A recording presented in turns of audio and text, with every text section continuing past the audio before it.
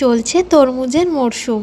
এই গাঢ় লাল রঙের শরবত দেখলে চোখ যেমন শান্তি পায়, তেমনি এই শরবতটি খেলে মন প্রাণ একদম জুড়িয়ে যায়।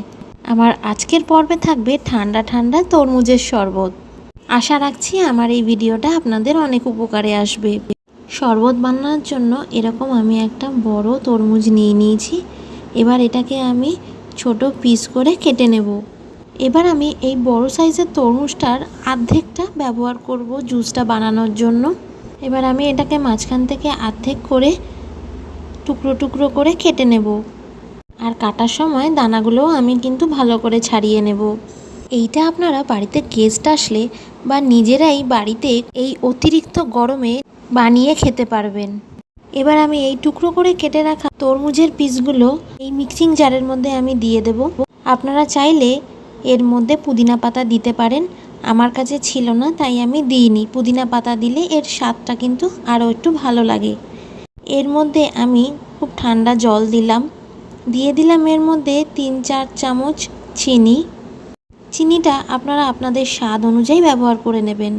এর মধ্যে আমি এবার দিয়ে দিচ্ছি, আমি লেবুটাকে অর্ধেক কেটে তার রসটা আমি দিয়ে দিচ্ছি। এবার আমি এটার একটা মিহি পেস্ট তৈরি করে নেব।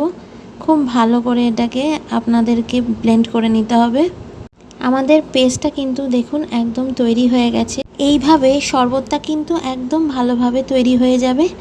আর এবার আমাদেরকে এটা একটা ছাঁকনির সাহায্যে ছেঁকে নিতে হবে। ছাঁকনিতে ছাঁকার সময় একটা চামচ দিয়ে সব আঁশগুলোর থেকে ভালো করে চেপে চেপে রসটা ভালো করে বার করে নিতে হবে।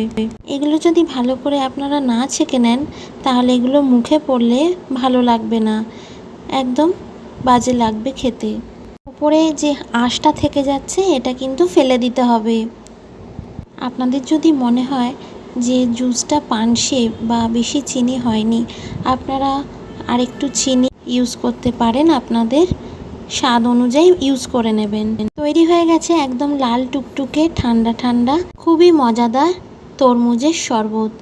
আমাদের এই গরমকালের ডিহাইড্রেশন থেকে বাঁচার জন্য এই তরমুজের শরবত কিন্তু অনেকভাবে আমাদের সাহায্য করে। এবার ঝটপট এটা বাড়িতে বানিয়ে ফেলুন, এই গরমেই বানিয়ে ফেলুন, আর মন প্রাণ একদম জুড়ে যাবে। কেমন লাগলো ভিডিওটা অবশ্যই আমাকে জানাবেন। ভালো লাগলে অবশ্যই লাইক এবং সাবস্ক্রাইব করবেন। এই প্রচণ্ড গরমে সুস্থ থাকবেন, সাবধানে থাকবেন। আবার দেখা হবে একটা নতুন রান্নার ব্লগে।